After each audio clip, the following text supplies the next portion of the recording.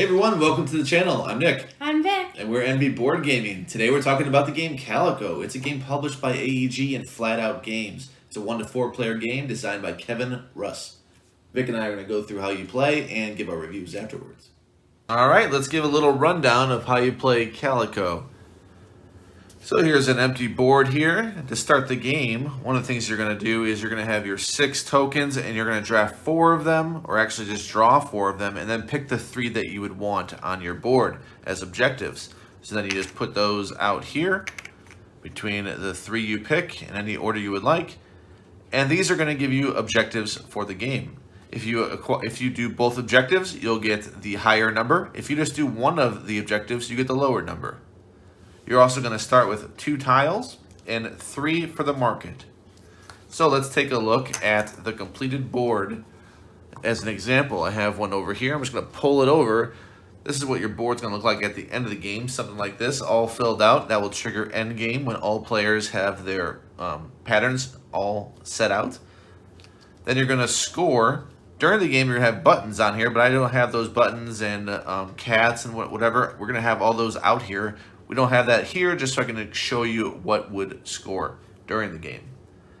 We have cats out here. They're telling you what patterns they like to sleep on.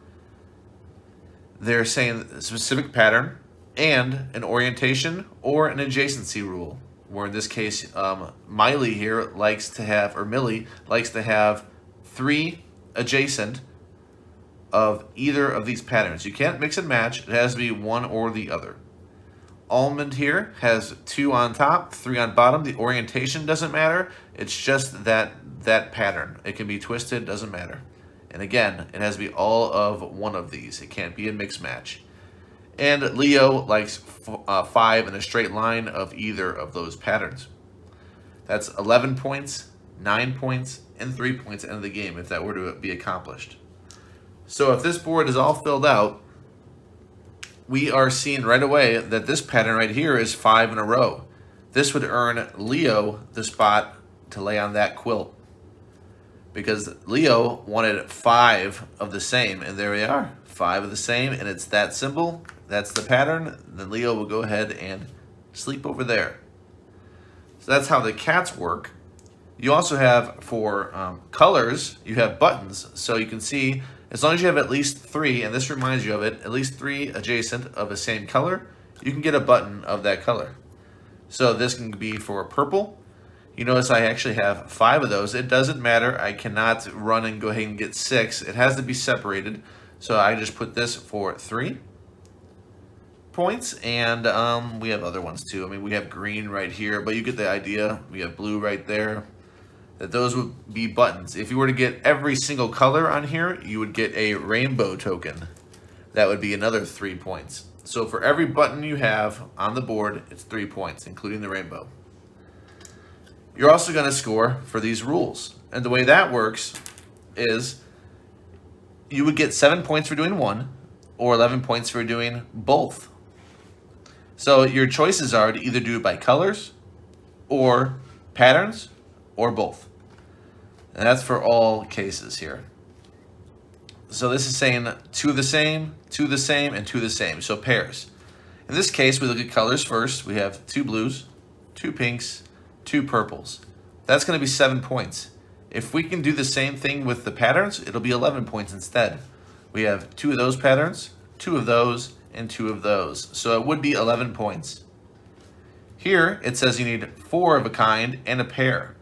If we look at colors, we don't have 4 of a kind on anything, so we're not going to get the first part, or not going to get the bonus, I should say. And then we look to see if we have it for quilts. Do we have 4 of a kind of anything? We have 4 of a kind for that, but we did not get a pair.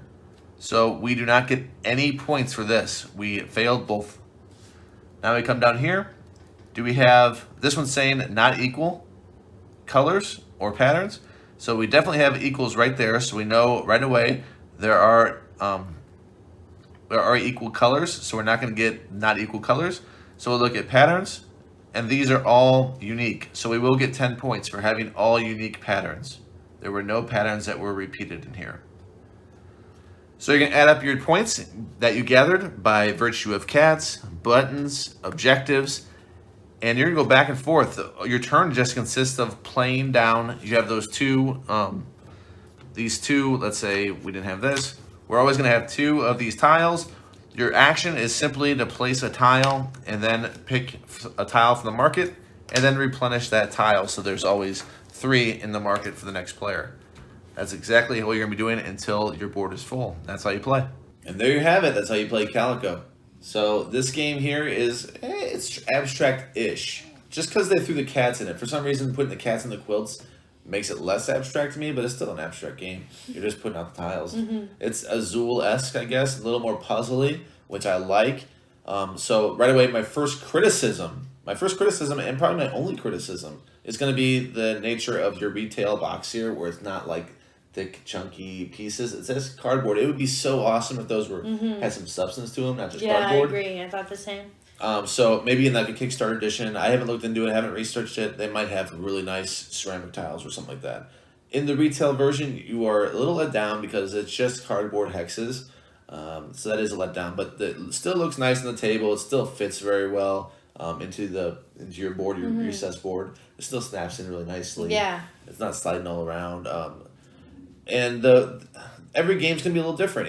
You're gonna pick different. You're gonna pick different tiles that are objectives. There's gonna be different cats out there every time. Yeah. I think it's a really good puzzle. I like puzzle games like that. Yeah, me too. Even if you're not a cat fan, if you don't like the colorful, the whatever it is, I don't know. It's a little not my style, I guess I'll say. I was just looking at it. It's like, oh, it's not something it would appeal to me if I saw someone playing it. Like, oh, I gotta play that. It wouldn't even register with me. Like, oh, okay, let them play that.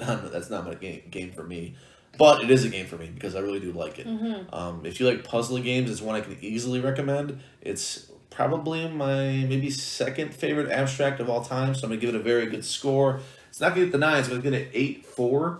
I think it's a really good game, and I really do recommend this one if you like puzzly type games where you're trying to strategize what you want to do, and every single move matters. There's not really a throwaway turn. Yeah, they're very meaningful. You're right, yeah. Yeah, if there's throwaway turns, it would be maybe in the corners of the board, maybe.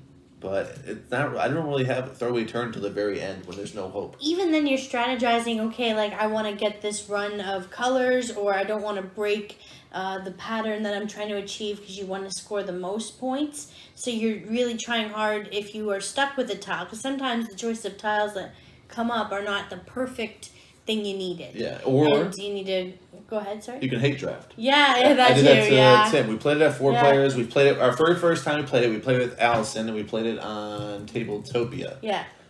It wasn't Tabletop Simulator. It was Tabletopia. Yeah, it was Tabletopia. And we played with her. I really liked it. Vic liked it even more, so we bought it as soon as it came back in stock.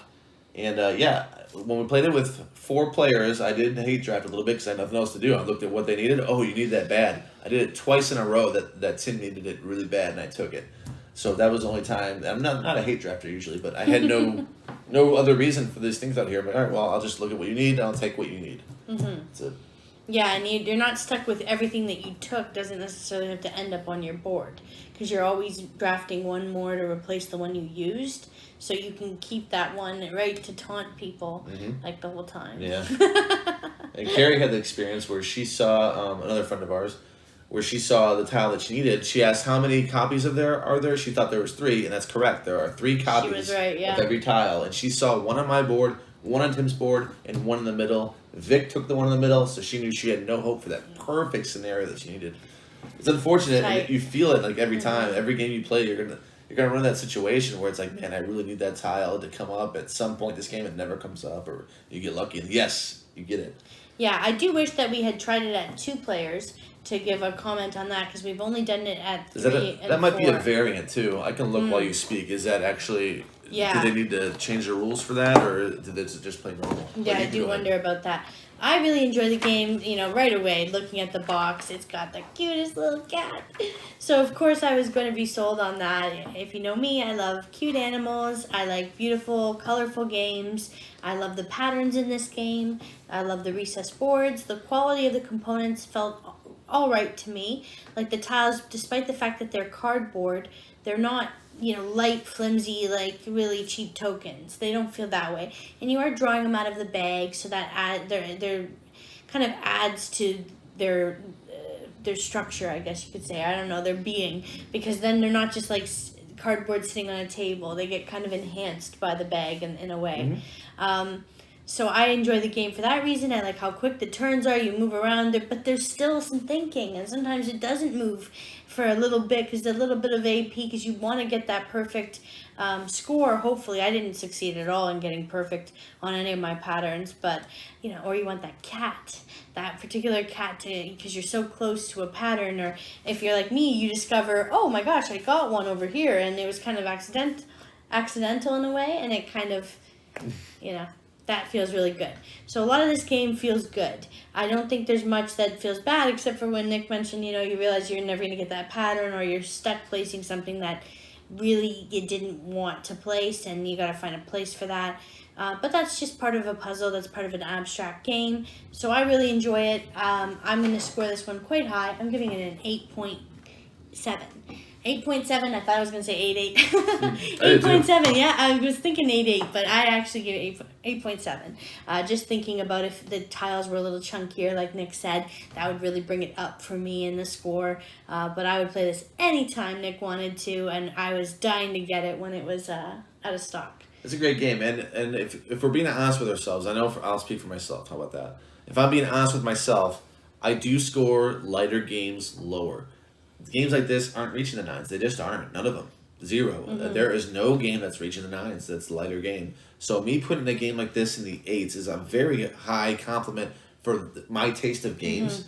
And it's just the way I view games. The heavier games scale higher. That's just the way I view them. That's how I review. So this one I really do enjoy, and I need games like this. I need lighter games in my collection, even if they're not my favorite games of all time. Because I don't want to play my favorite games of all the time. I don't have time for my favorite games of all time. That's a lot of times.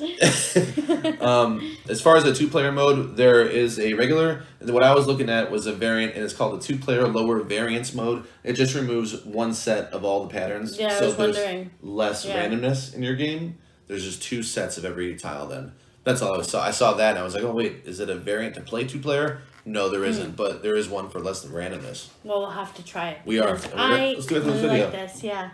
Let's do it.